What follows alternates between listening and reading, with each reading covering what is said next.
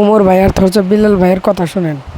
আমাকে নিয়ে সমালোচনায় মাতে ওমর নামের একটা ছেলে, কন্টেন্ট ক্রিয়েটর, খুব জনপ্রিয় একজন টিকটকার এবং খুব জনপ্রিয় একজন ইউটিউবার, বলে যে আসো অমুক প্লেস, আসো অমুক প্ল্যাটফর্মে, আসো ইউটিউবে, আসো।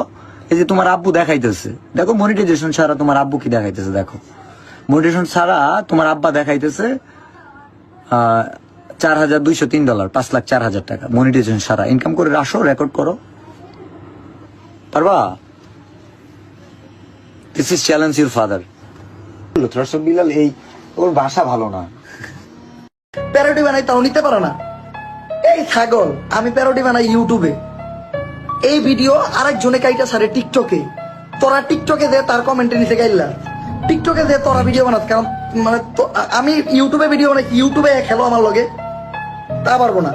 ওরা যে খেলে টিকটকে, কারণ টিকটকে আইটা ভিডিও বানাই লবি বয়। ইউটিউবে খেলো, আমি ইউটিউবে খেলাম, ইউটিউবে খেলো। আমি কিন্তু ওই ভিডিও ফেসবুক পেজেও ছাড়ি না।